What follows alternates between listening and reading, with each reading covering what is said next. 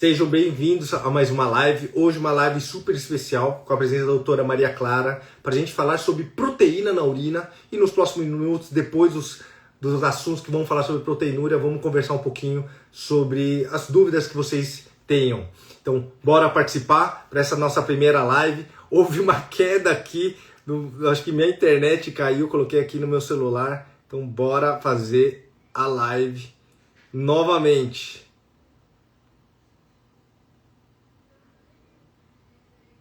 É isso aí, pessoal. Caiu aqui a live. É bom que agora vocês chegam e aparece mais gente aqui.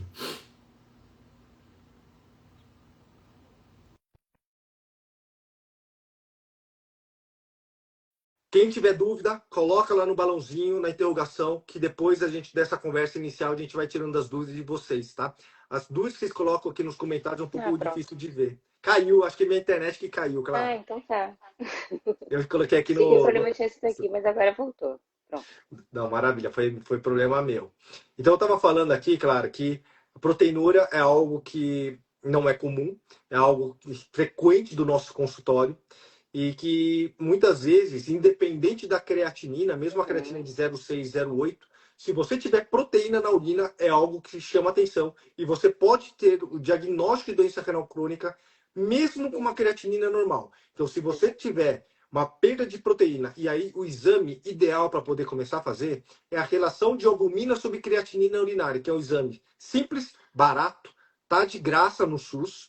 E nesse exame, se você tiver uma relação maior que 30 miligramas por grama de albumina sobre creatinina urinária, e essa alteração persiste por mais de 3 meses, você tem o diagnóstico da doença renal crônica independente da sua creatinina. Então, eu reforço com vocês a importância desse diagnóstico. E, novamente, aí quando a gente fala assim, proteinúria, albuminúria, a albumina é uma das principais proteínas que perdemos na urina de causa renal, causa glomerular. Por isso que a gente fala tanto de albuminúria. Certo, Clara?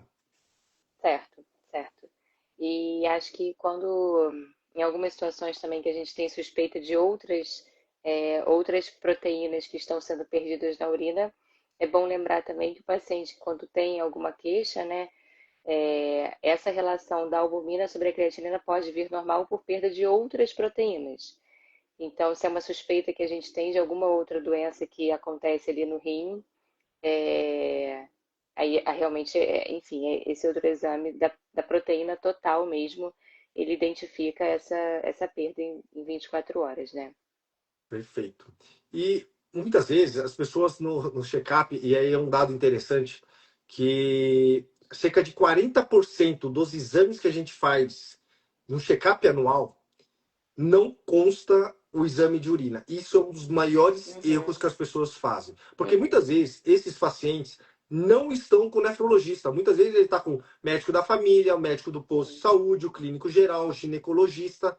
E quando vai fazer o exame de check-up anual, uma pessoa que a princípio não tem doença nenhuma, eles podem até pedir creatinina. E a creatinina no sangue é muito importante, porque através disso a gente sabe quantos por cento você tem de alteração. Mas tem que fazer esse exame de urina. E normalmente, cerca de 40% dos casos não tem um exame de urina atrelado. E uma coisa que eu sempre falo assim, por que o exame de albumina, proteína na urina é uma coisa alterada?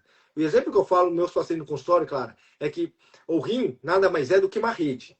E o sangue, na verdade, bate nessa rede e moléculas como sangue, como proteína, batem e ficam. E só vai passar na urina excesso de líquido, toxinas, ureia, sódio, potássio, amônia e tudo mais. Mas quando você tem uma lesão nesse rim, começa a criar buracos, aí começa a passar sangue e começa a passar proteína na urina, o que acaba mostrando pra gente que presença de proteína na urina, principalmente albumina na urina, é um sinal de lesão renal, né? E eu queria que você falasse quais são as principais doenças aí que podem levar essa perda de proteína na urina aí, Clara? Acho que disparado, em primeiro lugar, é diabetes, né? Tanto pela incidência de diabetes no Brasil, no mundo, quanto pelo acometimento de microcirculação também, né, dos vasos pequenos que estão pelo corpo todo, que estão ali no rim, que acabam levando essa inflamação do rim e a perda de proteína, né? Fora isso, hipertensão, as nefrites, né? outras doenças, enfim, do rim que causem ali alteração dessa barreira mesmo que prende a proteína para dentro, né? A doença renal policística também, com o passar do tempo, ela perde proteína também. Mas acho que a gente merece um destaque bem grande aí o diabetes, né? Pela frequência mesmo na população e porque, assim, muitos pacientes com diabetes vão evoluir para a doença renal, né? Perfeito. Recentemente, até o Sistema de Saúde americano lançou aquela nova pirâmide alimentar e que eles, lógico, eles falam muito sobre alimentação, mas muito como esses estilos de vida, né, hábitos de vida influenciam em doenças crônicas. E aí, óbvio, tá, a doença renal, incluindo também a proteinúria, com certeza, como uma coisa forte dessas doenças, né, que atingem o rim todo. A obesidade também, então, acho que Exatamente. A pressão alta e diabetes são as principais lesões as doenças que levam à perda da função renal. Então, se você para ver, pressão alta e diabetes são responsáveis atualmente por 58% dos casos que vão ter falência renal dessa causa. Então, 58% dos pacientes que vão para diálise é uhum, de causa hipertensiva, pressão alta e diabetes. E a diabetes, por muito. conta desse mau controle do açúcar, da glicemia, que a gente pode depois falar sobre critério diagnóstico, mas o diabetes mal controlado, esse açúcar, ele é extremamente tóxico aos vasos de sangue. E isso, novamente, vai destruindo essa rede, criando um buraco por onde vai perdendo proteína. E aí é um ciclo vicioso, né? Quanto Uhum. mais buraco você tem, mais proteína você vai perdendo na urina. Essa presença de proteína vai criando mais inflamação no rim, aumentando o buraco, perdendo mais proteína e aí vira um ciclo vicioso. E por isso que é tão importante a gente fazer exame de urina, né? E como que a gente pode suspeitar, Clara, de que possa estar tendo perda de proteína na urina? Uma pessoa que a princípio é saudável, que nunca teve nada, como que ela pode começar a desconfiar que possa estar perdendo proteína na urina?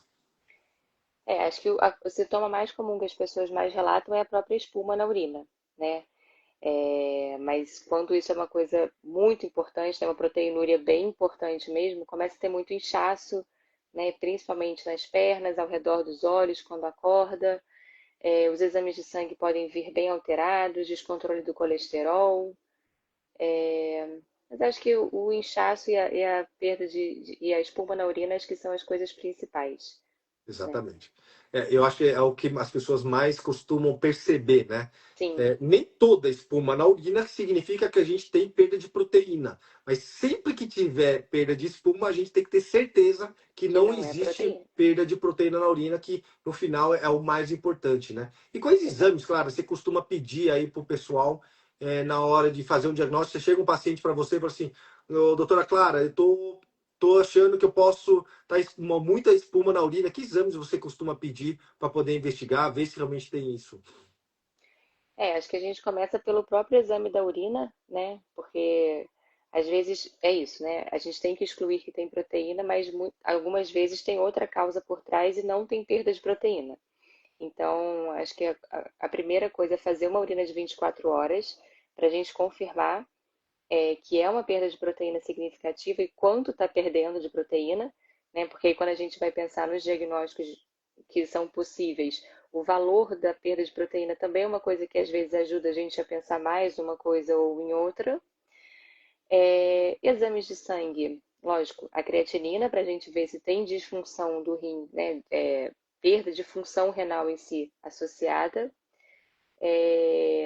Colesterol, e exames para a gente ver se tem alguma doença autoimune, né, que possa justificar isso. Então, a investigação principalmente de lúpus, né, hepatites, doenças autoimunes, é, e também, na verdade, o exame de urina para a gente ver se tem hematúria, né, a urina simples também para a gente ver se tem hematúria, porque também é mais um dado que a gente pensa em diagnósticos possíveis, né, se é uma urina só com perda de proteína ou se tem perda de sangue junto. Isso também faz bastante diferença na hora da gente, enfim, pensar, abrir aí o leque de possibilidades. E quando a gente não consegue chegar no diagnóstico, ou até quando a gente chega no diagnóstico, a gente precisa estudar um pouco mais esse tecido renal, a biópsia renal é o exame que dá certeza para a gente do que está acontecendo no rim, né? Tanto do Perfeito. grau de lesão quanto da doença por trás que está causando aquilo.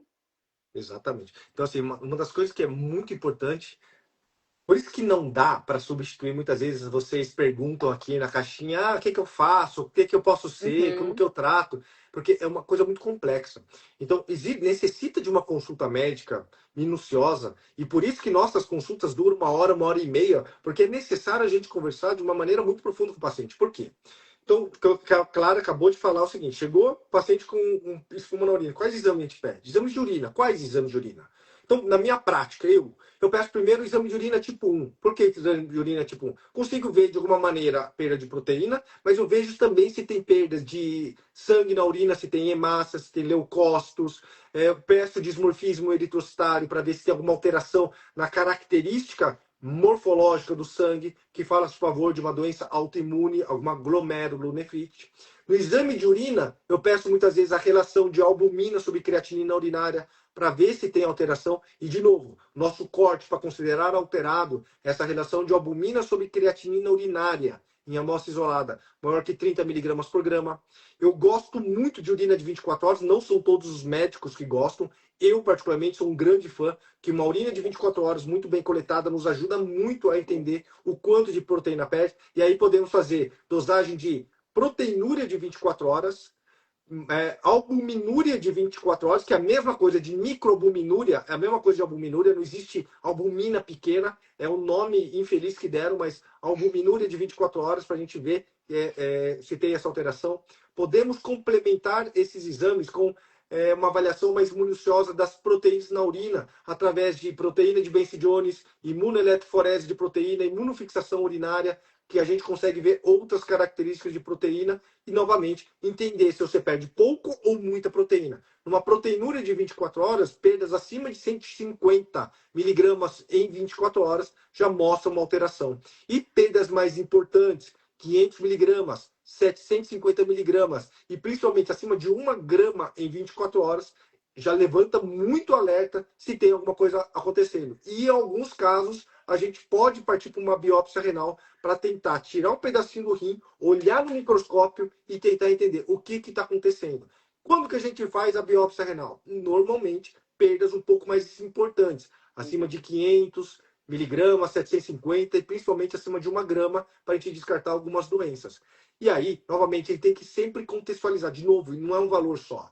Você perde muito sangue na urina, você tem perda de proteína, você tem uma alteração no exame de sangue que me parece lúpus, eu vou ser mais agressivo, eu vou biopsiar mais cedo. Você não perde sangue, não tem nenhuma outra alteração, a função renal está boa. Talvez eu possa esperar até 1 grama de proteína, 1 grama de proteína para a gente poder fazer uma biópsia. Então, tem que contextualizar sempre cada situação para a gente entender qual é a nossa abordagem. Exames que a Clara acabou de falar que são muito importantes. Descartar outras doenças associadas com lesão renal com perda de proteína. Que nem ela falou, hepatites, hepatite B, hepatite C, HIV, sífilis, uhum, parasitose, verminose no intestino, câncer. Aí a gente tem que fazer endoscopia, sim. colonoscopia, raio-x de tórax, ultrassom de abdômen, tomografia, em alguns casos.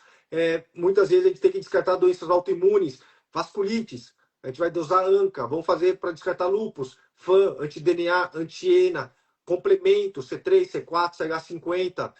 Vamos dosar vitaminas para ver se tem deficiência de vitaminas para avaliar o paciente como um todo. Se o paciente perde muita proteína, pode ter Também colesterol tem. alterado. E aí, novamente, a conversa minuciosa, né? Quando que você pensaria, claro, que esse paciente que está perdendo proteína pode ser por conta, por exemplo, de uma diabetes, de uma obesidade, de uma pressão alta? O que, que esse cara vai trazer para você numa história, um relato para você no seu consultório? Você vai assim, putz, eu acho que isso aqui é por causa de pressão, isso aqui acho que é por causa de diabetes ou obesidade. Acho que a diabetes é um pouco mais simples por causa da retinopatia associada, né? Então, é muito comum que, por conta da diabetes acometer esses vasos pequenos pelo corpo inteiro, afeta também os vasos do olho, né? Então, é muito comum quando tem um paciente com diabetes que tem uma perda de proteína, é esperado que ele tenha também uma alteração ocular, né? Pelo mesmo mecanismo de lesão, né?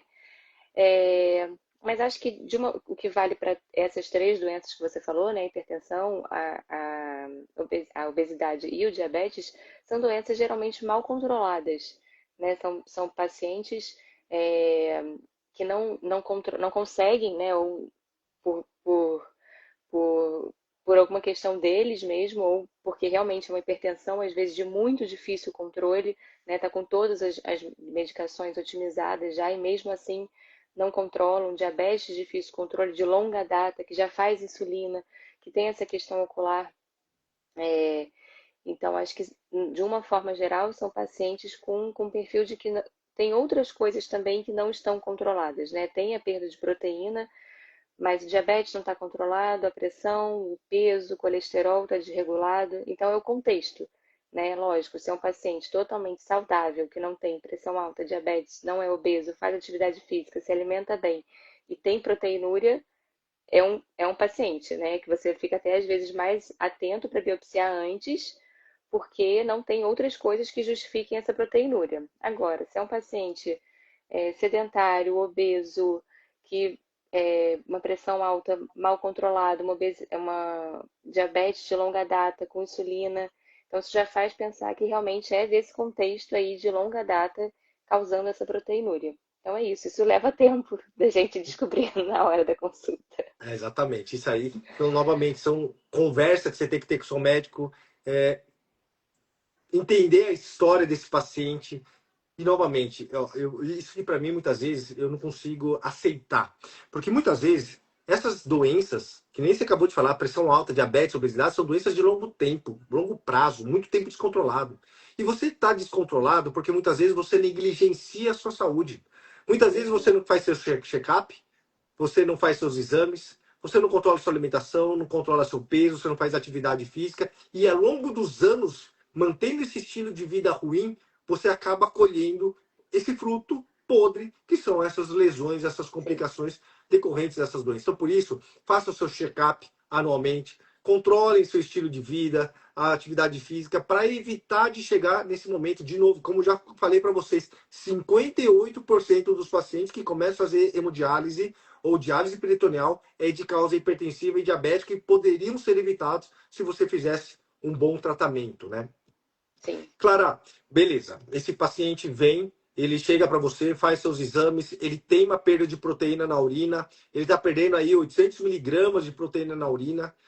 O que que você orienta ele? O que que você passa de medicamentos de modo geral que podem ajudar no controle aí da doença renal crônica? E um adendo, antes de você falar, pessoal, tem muita gente colocando perguntas. Quem tiver É dúvida, verdade. coloca lá no balãozinho que depois eu resgato essas Fica dúvidas de mais vocês para a fácil da gente gente ver. tirar, tá? Então conta aí, Clara, o que que você faz? Então, acho que, na verdade, a primeira coisa é conversar com o paciente, né? Entender isso mesmo, aí, o contexto dele, quais são as doenças, quais são os remédios que ele já está em uso às vezes. E, normalmente, o paciente, quando chega assim para a gente tem muita coisa para acrescentar, né? Muita coisa para fazer. Se é um hipertenso, ele normalmente já está tomando um IECA ou um BRA, o que é ótimo, né? Mas às vezes a dose ainda não está otimizada, a gente ainda consegue aumentar um pouco a dose como efeito de nefroproteção mesmo, né? Tanto de controle de pressão quanto de proteção renal mesmo. E dos últimos anos aí a gente teve um boom, né, de Ó, Clara, remédios. antes de você falar dos novos, dá exemplo. O que que é um IECA, o que que é um BRA e quais Ah, são tá, exemplos de medicamentos disso? tá bom. Então, os IECAs são os remédios que terminam em IL, né? São os inibidores da enzima conversora de angiotensina. São os que terminam em IL. Então, captopril, enalapril, ramipril, isso tudo são os IECA. E os BRA são os bloqueadores do receptor da angiotensina, que são os ANA. Losartana, mesartana, temesartana. Eles têm ações muito parecidas, né? E como com nefroproteção, além do efeito de controle de pressão, eles têm benefício renal só, também, né? E uma coisa que é muito importante é nunca usar os dois, né? Porque eu já peguei pacientes com essa dúvida. Então, se os dois são ótimos, por que não usar os dois juntos?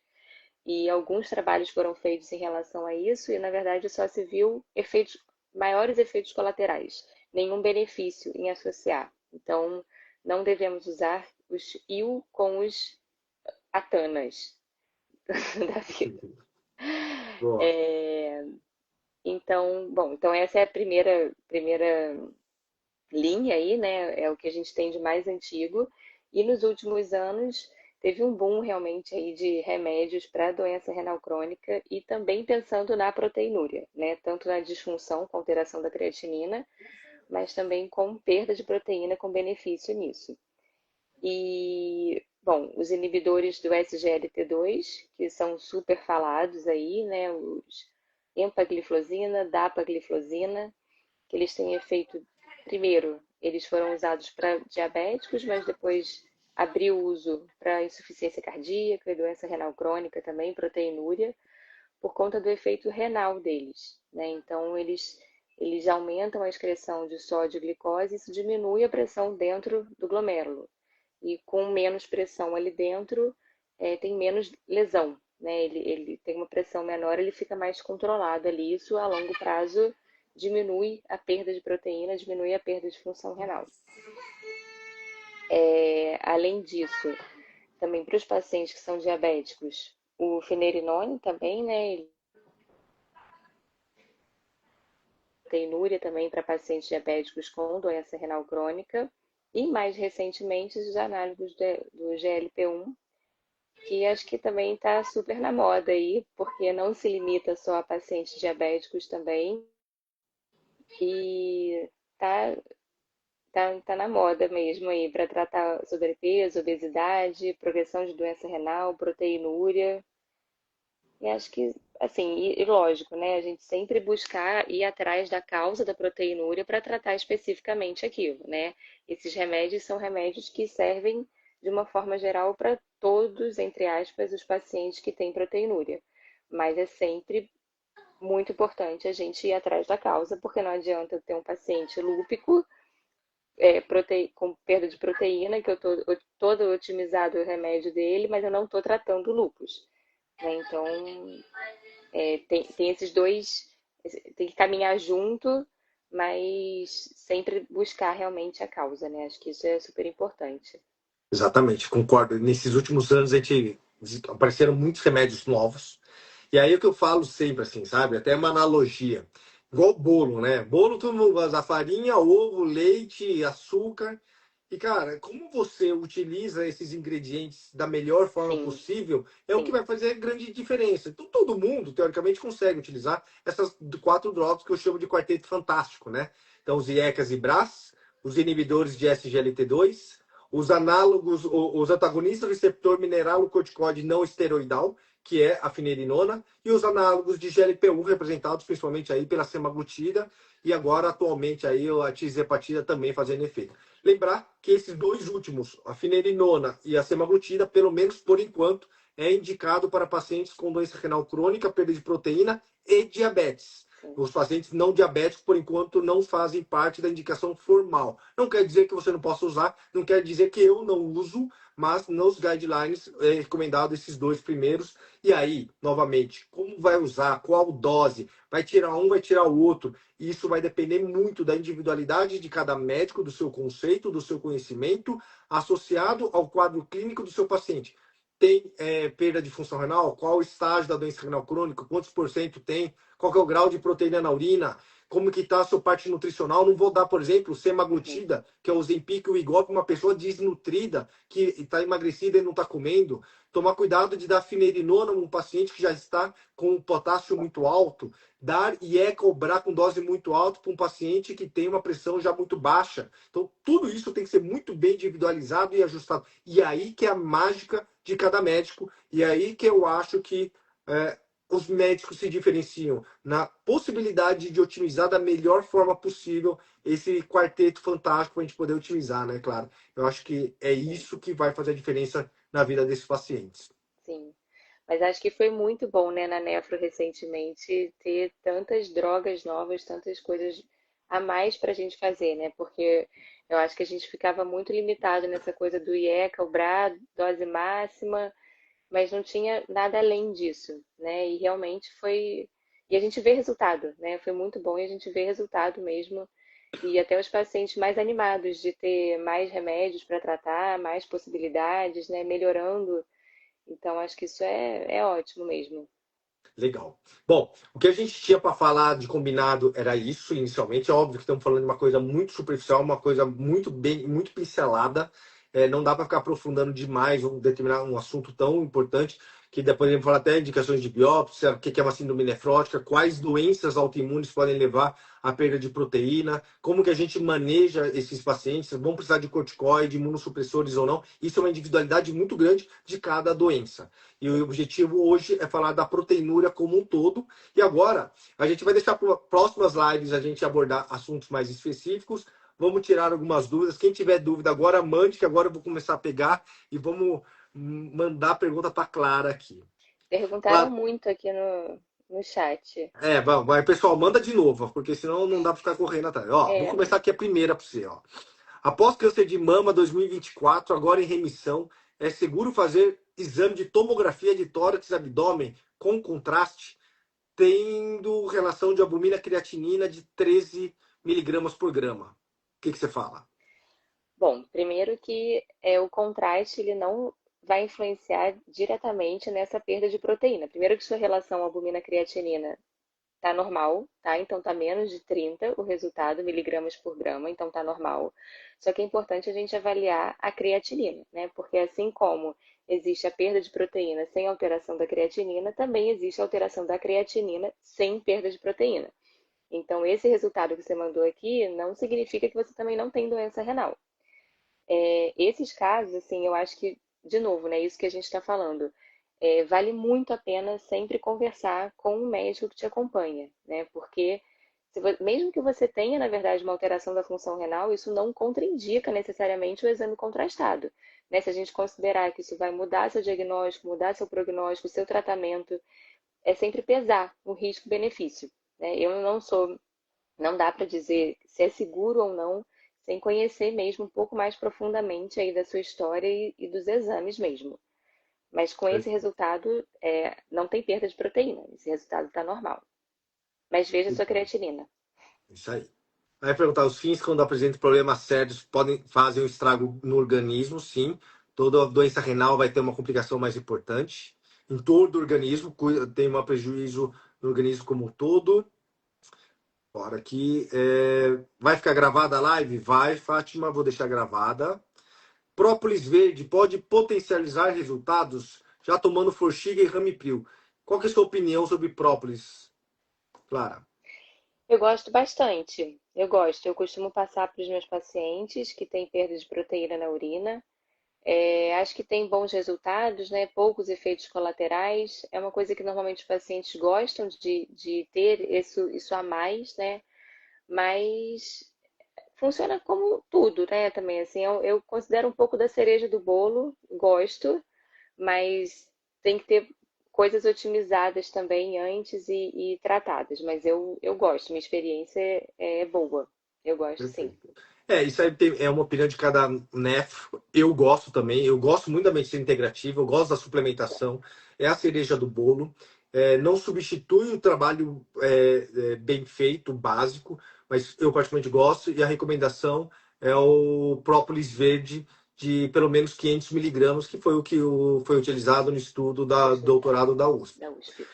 Ah, Clara, a Michele Lemos pergunta aqui, ó. Doença renal crônica, estágio 4, não diabético, hipertenso. Quais melhores remédios de pressão para não perder a função renal? Tomo a pressolina. Minha nefro passou que tomar enalapril direto não é bom. É. Bom, eu acho que isso depende muito também do seu caso, né? Assim, o enalapril é um IECA, é a primeira linha de tratamento para hipertensão para pacientes com ou sem doença renal. Então, se a sua nefro tirou o enalapril ou não passou, precisa realmente entender por que isso, né? Um potássio muito alto, quando começou o enalapril a função renal piorou muito. Então, às vezes a gente tem algumas situações que a gente realmente não consegue usar nem o IECA nem o BRA. Então, precisa entender. É um remédio bom, mas realmente tem que entender, né? Por que ela suspendeu. É. Acho que A pressolina não ajuda a proteger nem rim nem coração, tá? A pressolina, amlodipino, furosemida não são drogas que protegem nem rim nem coração. Não tem esse benefício. Eles são medicamentos bons para abaixar a exato. pressão. Ponto. Isso. Quem protege rim é enalapril e a classe dos IECAS e da classe dos IBRAS. Então, enalapril, ramipril, lisinopril, os BRAS, losartana, candesartana, valsartana, telmisartana e tudo mais. Essas drogas, muitas vezes, podem aumentar o potássio. Será que seu potássio está muito alto e ela tirou por conta disso? Pacientes que pioram muito a função renal, principalmente acima de 30% de piora após o início, também pode ser um motivo de suspensão, sabendo que tirar essas drogas irá parar de proteger o rim, parar de ajudar a reduzir a perda de proteína. Você passou para a pressolina, você para de proteger o rim e a proteína na urina tende a aumentar. Mas tudo isso tem que ser muito bem avaliado, muito bem contextualizado. Não dá para a gente opinar sem saber só a história. Uma outra pergunta aqui, Clara, fala assim, ó. Estou com muita perda de proteína, proteinúria. Será que posso tomar FIRE alta? Não dá para saber. Você, Teté, você vai ter que falar com o seu médico e ver se você tem indicação, contraindicação para isso. Clara, uma outra pergunta aqui, ó, sucintamente. O que pode causar perda de proteína? A gente já falou, mas dá uma Bom, relembrada aí. principal causa no Brasil e no mundo é diabetes, né? E aí, além disso, a gente tem hipertensão, glomerulonefrites, que é a inflamação dos rins, hepatites, precisa investigar, tem muitas causas aí para isso. Legal. O João Henrique fala assim, ó, doença renal crônica, APOL1, dieta ajustada para 0,6 gramas de proteína por dia, nefroprotetores, atividade física 6 vezes por semana e ainda com 2.500 miligramas na proteinúria. Qual é o caminho para diminuir ou 5 no mesmo caminho? Qual a sua opinião aí? Parece que está tudo otimizado, né? Precisa entender um pouco melhor a história, ver se dá para ajustar mais alguma coisa aí de tratamento. Mas às vezes algumas doenças, mesmo com todo o tratamento otimizado, a gente não consegue reduzir tanto a proteinúria, né? É importante saber como estava antes também do tratamento, como está agora, porque às vezes aí é uma proteinúria ainda importante, mas que está em melhora, né? Ou pelo menos está estável junto com a função renal. É. Acho que Ah, esse aí é complicado porque a APOL1 é uma doença, muitas vezes, que veio da pessoal da África, era um modo de isso. mecanismo de defesa relacionado à malária e pode levar a proteinúria Uhum. para um padrão de GESP. Existe agora novos medicamentos sendo estudados e lançados. São medicamentos que são medicamentos caros, não são medicamentos baratos, que estão em estudo ainda para tentar diminuir. Não está comercializado isso, e quando vier, vai vir com preços realmente muito altos. O tratamento, basicamente, são esse quarteto fantástico que a gente falou. Sim. Infelizmente, é uma alteração estrutural do rim por conta da alteração da polipoproteína 1. E vai levar a uma perda importante da perda de proteína. Então, zerar não vai conseguir. Esses medicamentos têm o intuito de tentar diminuir. A gente sabe que quanto mais proteína na urina, maior o risco de complicar e mais rápido irá prejudicar. Por isso, o intuito de tentar diminuir ao Esse máximo diminuir. isso, tá? E esse Apple One também é super associado à hipertensão resistente, né? Então, além desses medicamentos, também é bom, enfim, ver como é que está o controle de pressão, que às vezes pode precisar de bastante remédio também para controlar. Beleza. Ó, pessoal, quem tiver dúvida, vai mandando. Segundo, eu quero que vocês deixem aqui comentário se vocês gostaram desse tipo de live, porque se vocês gostaram, a gente vai começar a fazer mais frequentemente aqui, nós dois juntos, falando algum tema específico no início e abrindo para perguntas e respostas de vocês. Então, comente aqui, quero saber. Quem gostou, manda coraçãozinho, coloca que gostou. Se não gostou, também fala que não gostou e tá tudo bem, que daí eu É bloqueio importante, é você. importante. Eu bloqueio daí você e tá tudo certo. Eu não vou te mais te incomodar também, se você não gostou, mas coloque. Quero saber a opinião de vocês. Teve E uma se não, caixinha e aqui na se não pergunta. comentar, eu vou ficar bravo também, porque eu consigo ver cada um que comenta. Clara, falaram assim, ó, queria saber se o própolis em cápsula é melhor ou tanto faz. Olha, o estudo da USP foi com gota, né? Mas eu não vejo muita diferença. Acho que vai mais de como uma farmácia de manipulação confiável, né? E mais do gosto mesmo do paciente.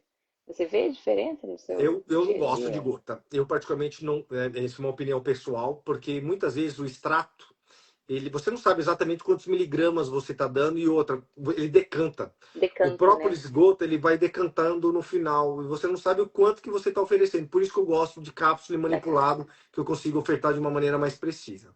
A É, Michelle fala que o potássio é 4,8, não começou a inalapril. Michelle, você vai ter que ver com sua médica o porquê disso. Ou, se você quiser, a minha opinião, a opinião da doutora Maria Clara, fica à disposição. Você pode seguir ela, pode me seguir. É o link na bio para marcar consulta. Hoje atendemos no mesmo lugar, então você fica à vontade de ter uma segunda opinião se você quiser, tá? O que eu recomendo é tenha certeza do que você está fazendo para lá no fim, lá na frente, você não chorar o exato. leite derramado, porque aí já não tem mais o que fazer. Associar cúrcuma para quem tem nefrite é bom? Cúrcuma, eu gosto da cúrcuma, principalmente cúrcuma longa. Pô, de novo, é a cereja do bolo mais acima do própolis, tá? Então, assim, não é o meu principal tratamento, eu não passo para todo mundo. Gosto, mas não é a prioridade, tá? Bom, própolis a gente já falou. Tomo losartana e hidroclorotiazida há muitos anos. Agora, a nefrologista do SUS que eu faço acompanhamento aumentou o anlodipino. E aí? Toma losartana e hidrocloro e agora a médica passou anlodipino.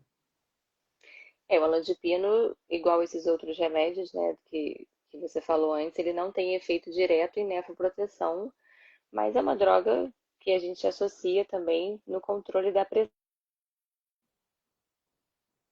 que a gente associa no controle da pressão, né? Então, se já está tudo otimizado antes, é uma opção terapêutica, porque mesmo não tendo proteção renal direta, quanto mais controlada está a sua pressão, melhor é para o seu rim.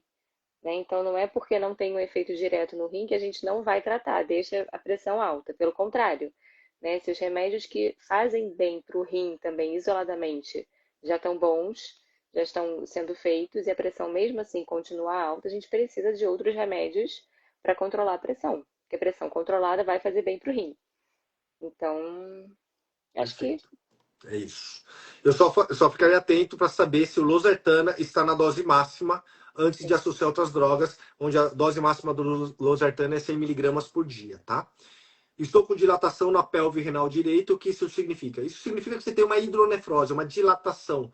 E aí, cálculo renal pode dar, tumor pode dar, uma inflamação do ureter pode causar. Então, tem que estar investigando isso. Normalmente, o nefro ou o urologista pode acabar investigando essa dilatação. Recomendo ter muita certeza que está tudo bem, porque É. uma dilatação desse rim pode ir esmagando o tecido renal e fazer com que você perca esse rim. Então, Uhum. Elisângela, vai atrás, marca um nefro ou um urologista para poder investigar isso melhor. E mesmo sem Meto... sintoma, né? Essa Mesmo sem sintoma. hidronefrose não dói, não vai fazer você parar de urinar, não vai fazer nada. Só que aos poucos, aquele refluxo de urina que fica ali para o rim vai fazendo dano renal sem você sentir nada e pode perder a função renal mesmo. Então precisa Perfeito. ver. Metoprolol 20 miligramas é para proteger o coração? Sim, metoprolol é uma das primeiras drogas, né, pensando em insuficiência cardíaca, em proteção do coração. Quem tem doença coronária também, né, infarto, é um beta-bloqueador, que também não tem ação direta no rim, mas, de novo, né, se a sua insuficiência cardíaca está controlada, ótimo para o rim. Então, não deixe de tomar, porque não é uma droga específica para o rim.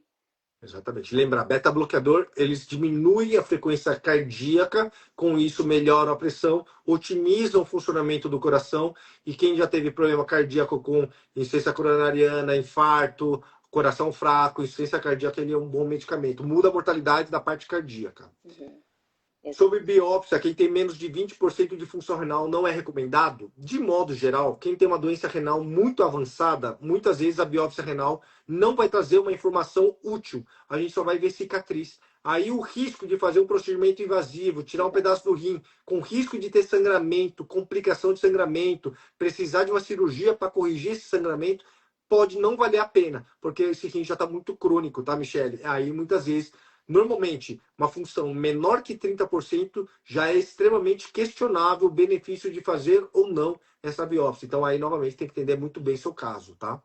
Sim. Queria sonhar e acordar com minha creatinina baixa, não tem muito o que fazer. Tirei tantas coisas, refrigerantes, frituras, e minha creatinina de 1,16 subiu para 1,65 em menos de 6 meses. Estou muito triste.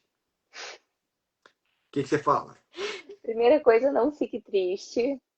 Acho que vale a pena uma avaliação mesmo com o nefrologista, entender o que está acontecendo, o que mudou aí de um exame para o outro. Uma creatinina de 1,16 não é uma alteração. Assim, na verdade, o ideal é a gente colocar na fórmula do CKD-EPI, que vai considerar seu sexo, sua idade, sua creatinina, e com isso a gente tem uma informação melhor sobre a porcentagem de filtração do rim. Então, esse é o primeiro ponto. Mas de fato de 1,1 para 1,6 subiu. Isso foi uma coisa sustentada? Teve algum medicamento novo, alguma desidratação aí que aconteceu? Está muito quente nesses dias. Enfim, coisas que acontecem às vezes, uma diarreia, um remédio novo, anti-inflamatório, né? Fez algum exame com contraste. Então, acho que precisa realmente uma avaliação, mas recomendo que você, na verdade, não fique triste. Vá atrás, né, do seu exame, da sua saúde, converse com o médico que pediu o exame para tentar entender e tentar reverter isso. Né? É super importante que essa creatinina volte ao que ela era antes, não deixar agora 1,6, daqui a pouco 2, 2,3. Então, tem que ir atrás mesmo para entender o que está acontecendo e reverter isso. Ó, isso aí é a típica coisa que eu sempre falo, sabe? Tem dois modos de você encarar um problema. Ou você fica triste, vitimiza, coitado de mim, Deus não gosta de mim. Ou você assume a rédea da sua vida e fala assim, beleza, vamos entender o que está acontecendo, vamos procurar profissionais que me ajudam, deixa eu mudar meu estilo de vida, deixa eu melhorar o que eu posso melhorar, deixa eu fazer minha parte, vamos pensar positivo. Então, dois caminhos totalmente diferentes para a mesma situação. Vânia, Sim, cabe você decidir o que você quer. Ou você fica chorando as pitangas e se lamentando e vitimizando, ou você assume a rédea da sua vida. Que ajuda? Estamos aqui para isso. Doutora Maria Clara está sim, aqui para isso, eu estou aqui para isso, para a gente entender e cuidar de você da melhor forma possível. Sua creatinina é agora 1,65.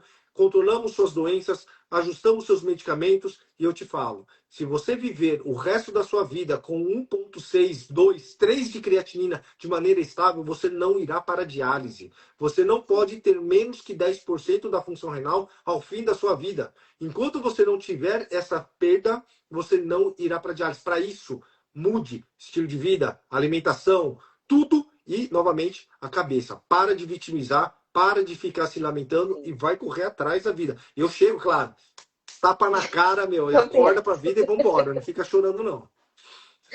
tô vendo. Não, eu sou bravo. Jailton, sou transplantado há 23 anos. Qual a melhor medicação atualmente para a rejeição dos rins? Isso não é uma coisa que não tem resposta certa também. Na verdade, depende muito. Na verdade, cada centro transplantador segue mais ou menos um protocolo baseado em quem foi o doador para você. Né? Então, primeiro, se é um doador vivo, se é um doador falecido, qual é a compatibilidade daquele órgão para você, se você, como é a sua função renal agora, né, se você já teve alguma rejeição que já precisou tratar, se você já teve alguma complicação de estar muito imunossuprimido, então realmente tem muita coisa para considerar. Não dá para a gente dizer, acho que o nome de remédios que são melhores ou piores, porque isso realmente não existe, né? Exatamente. Minha sugestão é tome seus remédios direitinho, porque a má aderência aos remédios é uma das principais Exato. causas de rejeição. Então, tome o remédio direito, não esqueça, não atrase e acompanhe direitinho com o seu centro transplantador. Sim. Estou perdendo proteína na urina, 1 grama, e estou investigando causa de ciliopatia. Isso pode levar à diálise? Pode. Ciliopatia, já me perguntaram várias vezes, podem dar, por exemplo, problemas pulmonares por conta do movimento ciliar, quer seja na parte pulmonar, na parte intestinal, pode levar a alterações nos túbulos renais e pode levar também à falência renal. Isso pode acontecer, o tratamento é o tratamento de base que eu falei. Ó, muita gente está elogiando. A Michelle falou que quer uma live sobre doenças. Eu não estou conseguindo ver.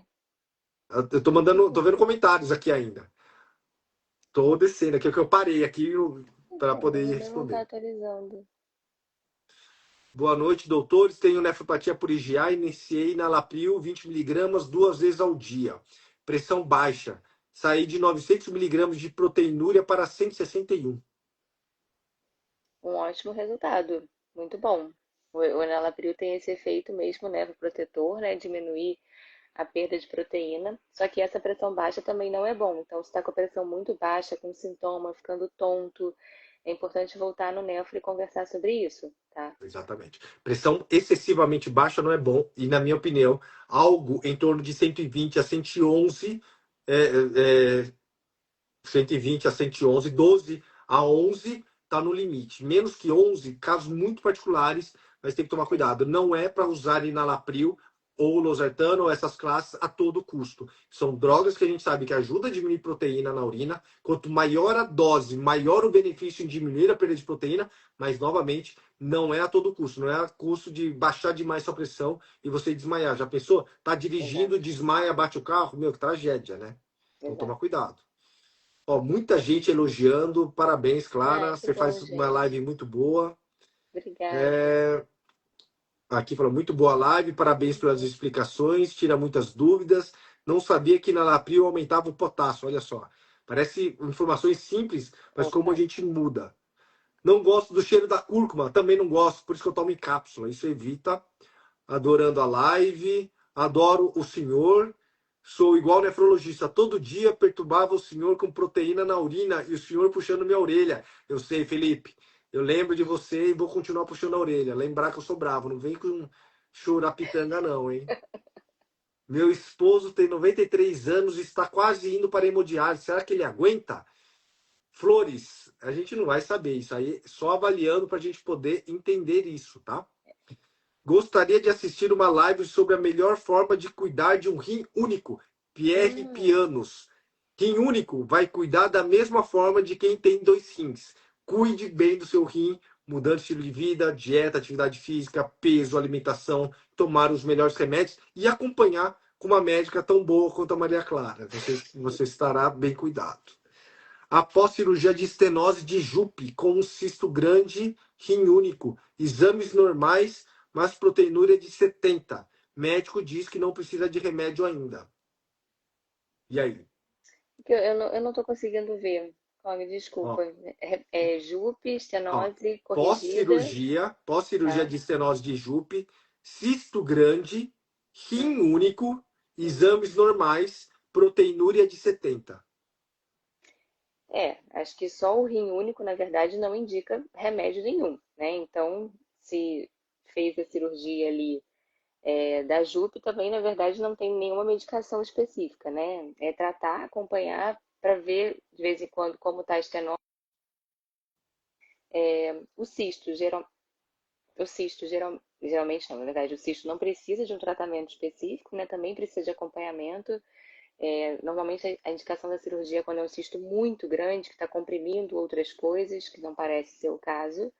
E essa proteína aí de 70 miligramas, que eu acho que vale a pena acompanhar e entender por que está acontecendo, né? Não é normal, não é esperado que só por essas coisas que você está falando tenha uma perda de proteína na urina, ainda que não tão significativa assim, mas já é o começo de uma perda de proteína. Então, será que esse rim não está um pouco sobrecarregado, né? Porque ele é um rim único, ele trabalha por dois para dar conta do corpo inteiro. Então, talvez pela própria sobrecarga ali, pode ser uma coisa transitória, não sei se a cirurgia de retirada do rim foi recente ou não, se já é uma coisa de nascença, mas às vezes acontecem algumas alterações transitórias que tendem a normalizar. Se não normalizar, precisa investigar, né? Porque pela estenose de Jupe, pelo cisto e pelo rim único, isso não justifica proteinúria. Ótimo. Aí perguntaram aqui: cocaína faz mal aos rins? Tem uma parente que faz uso semanal desse tipo de substância. Faz. Cocaína ele pode levar a uma vasoconstrição muito importante, infarto, insuficiência cardíaca, pode dar derrame, AVC, pode dar problema renal também. Além de que muitas vezes essas substâncias possuem contaminação e pode Uhum, levar a glomerulonefrite também. Então, sim, é bom parar e é bom parar para ontem, tá? com certeza. Deixa eu ver, meu filho tem 21 anos, foi diagnosticado com síndrome de quebra-nozes, faz o uso de nalapril e dapaglifosina. O senhor acha que é preciso recorrer à cirurgia?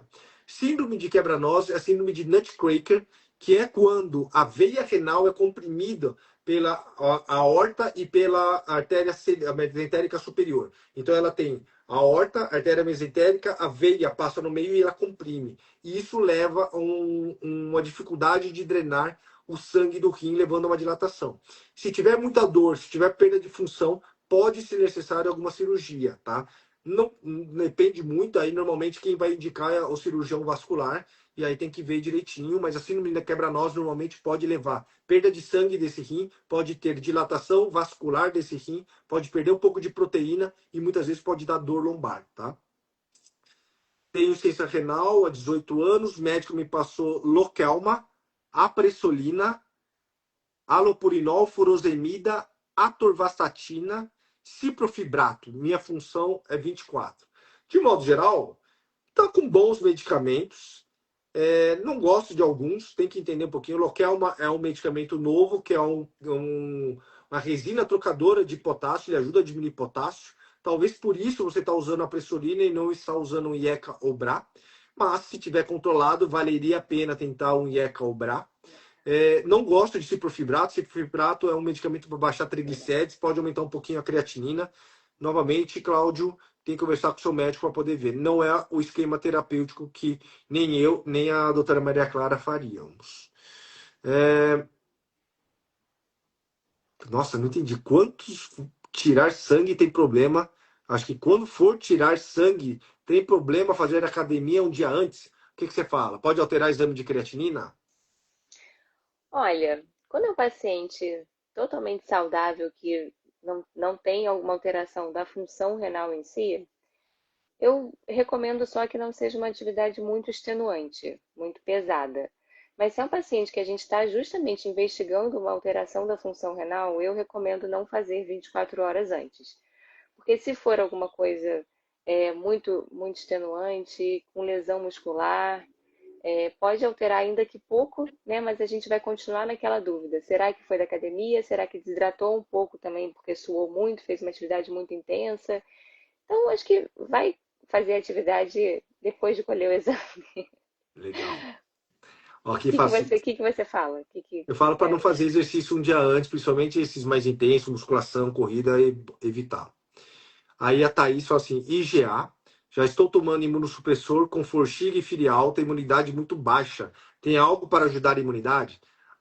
Thaís, depende muito. O IgA é uma deficiência dessa proteína que está relacionado com sua imunidade e os principais efeitos colaterais dos imunossupressores, como corticoide e todos os outros, é a redução da imunidade com aumento de risco de infecção, quer seja gripe, pneumonia, infecção urinária. Existem estratégias, o própolis eu gosto, ele tem o efeito bactericida, antiviral, te ajudaria a evitar um pouquinho dessas infecções, e aí é contextualizar. Eu, particularmente, gosto de algumas suplementações para tentar evitar isso, mas não tem tanta evidência e é a individualização de cada médico. A Teté Santos, Clara, fala assim: gostei da calma da doutora Clara. Pois é, ela é calminha, né? Olha só, engana bem, viu? Pessoal elogiando. Pessoal, vamos, ó, faltam dois obrigada, gente. minutos. Eu vou priorizar agora, ó, não vai dar para ter muito comentário, não vai dar certo de ver isso. Eu vou responder aqui três perguntinhas que mandaram no balãozinho. Doutor, fiz meu hemograma, deu tudo ok. Bioquímica também tudo ok, graças a Deus. Ótimo, Felipe. Eu já sou igual nefrologista. Todo dia vejo o senhor sabe de mim, né? Pois é, sei de você, Felipe. E aí, quando. Ó, que é para você, Clara. Quando um paciente é considerado renal crônico? A gente tem muitos critérios, né? Desde uma alteração da função renal em si, da creatinina alterada, menos de 60 de taxa de filtração por mais de 3 meses, uma perda persistente de proteína, uma perda persistente de sangue, de leucócito, uma alteração estrutural persistente. O rim único é considerado uma DRC também, né? Ainda que mesmo que a função renal em si daquele rim seja normal. Então, tem muitos critérios. A creatinina é o mais conhecido, o mais falado, e porque é geralmente o que realmente está mais associado à mortalidade, né? Enfim, no sentido de diálise, de morbidade também. mas existem outras coisas que fazem parte do critério de doença renal crônica. Por isso que mesmo com a creatinina normal, a gente precisa sempre avaliar o rim como um todo, né? Com exame de urina, com imagem, ultrassom, é super importante ver tudo. Legal. E aí, último aqui, a Yara pergunta: tem o lúpus eritematoso, diagnóstico há um mês, mas só descoberto depois que foi para os meus rins. 5 anos de síndrome nefrótica. Tem como saber há quanto tempo tem o lúpus? Infelizmente, não dá para a gente precisar. Teria que tentar entender os seus inícios dos seus sintomas, o início das alterações laboratoriais, para tentar estimar isso. Não existe um exame que me bata o martelo para dizer como que, quando que começou esse tipo de situação. Pessoal, a gente já deu aqui 1 hora. O que eu vou deixar sugestão para vocês, a doutora Maria Clara e eu vamos abrir uma caixinha de perguntas.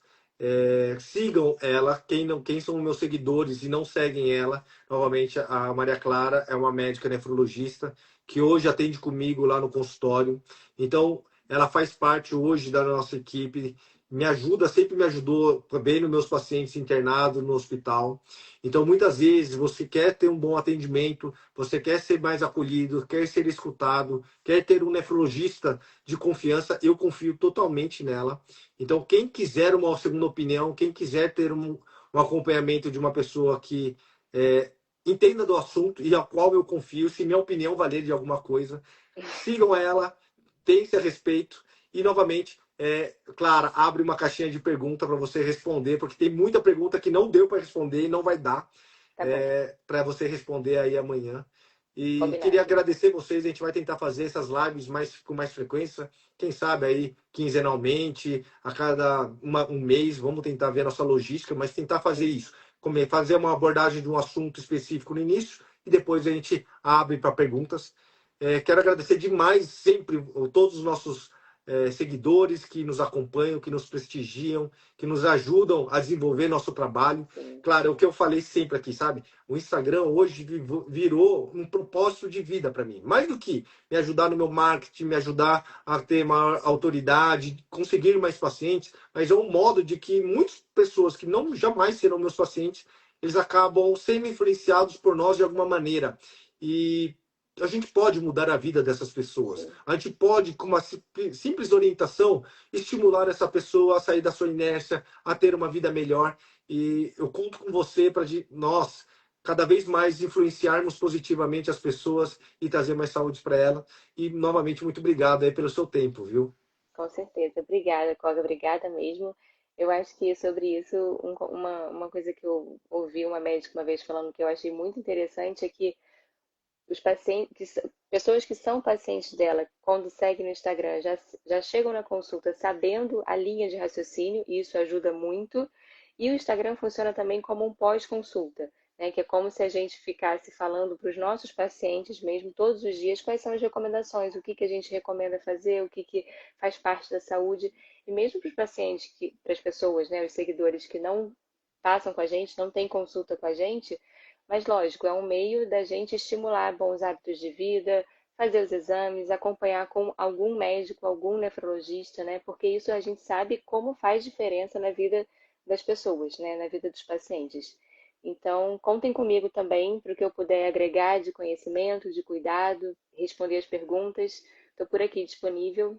E mais uma vez, muito, muito obrigada de coração. Legal. Obrigado, pessoal. Uma boa noite. E novamente vamos deixar as caixinhas para vocês. Obrigado. Abraço. Tchau, tchau, Tchau, claro. gente. Boa noite. Obrigada.